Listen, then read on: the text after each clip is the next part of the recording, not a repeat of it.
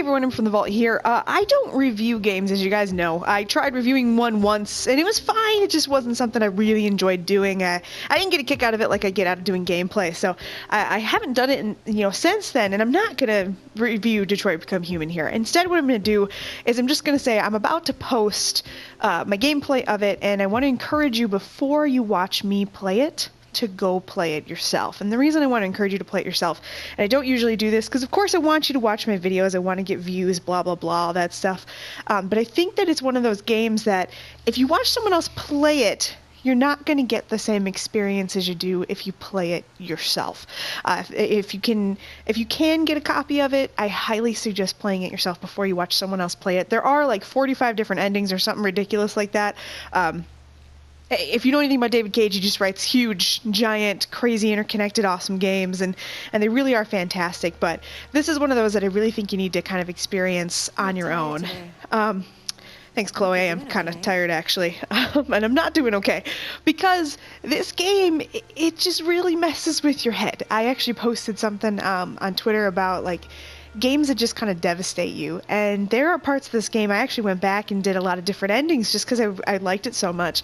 There are parts of this game that are just absolutely devastating and just make you think in a way that we should already be thinking, and everything in the game is incredibly and I know someone's going to say this, it's incredibly obvious. Like, you know where it's going. It's tropey. You know what's going to happen next. You feel it happening next.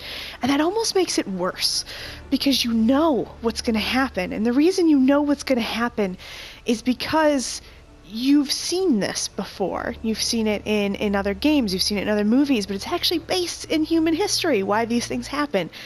So that's why I think it's a really important game to play on your own. It's one of those games, too, that I think... I don't know. I feel like shortly after it came out, I stopped hearing about it. And that could just be because we're all waiting for Fallout 76 and Red Dead and all that. But I don't think we should have stopped hearing about it, because it was actually a really great game. And if you're like me and you live in the U.S. and you know what's going on with our current political climate, I think that it's a really good game to come out right now. It's got a lot to say, and it's all obvious, and it's all, heavy-handed metaphors, and I get it, that it may not be some people's cup of tea, but I really encourage you to play it and just think critically about it. Some games really are they're just written as art, and it's one of those games that I feel like it really did impact me. And again, that could be, because of the way I'm coming into it. I realize I'm coming into it with, a certain life experience and a certain political leaning and blah, blah, blah, but it really did have an effect on me. And I also encourage you to watch other people do gameplay, of it, if you didn't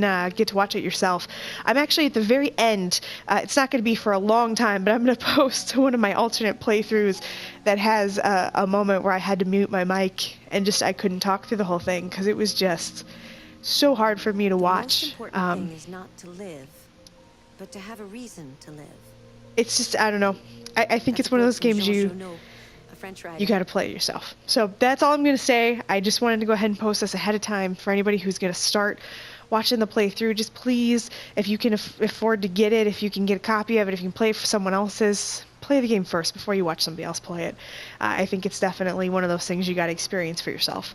If you like David Cage, if you like Heavy Rain and those games, go for it. It's absolutely fantastic. But I will say, Heavy Rain was dark, and I liked Heavy Rain, but it wasn't dark in the way that this one's dark. So I think it definitely has a lot more to say. So like I said, I don't usually do videos like this, so I apologize. I'm probably just yammering, and no one's probably watching this. But if you have, the inclination to go play it yourself, please do. But like I said, I'll be posting it very shortly here, so you'll be able to see my playthrough real soon. All I can say is there are a lot of tears on this one. This was one of the harder games for me to play. So I'm going to go ahead and shut up. Apologize about just a random rambling video here. This, like I said, I don't usually post this kind of stuff, but I felt like this one was one of those I just wanted to say something about before I really jumped into posting the gameplay here. I actually finished it all in one day. I finished it all in one day, and I got 86% of the trophies in one day because I couldn't stop playing it.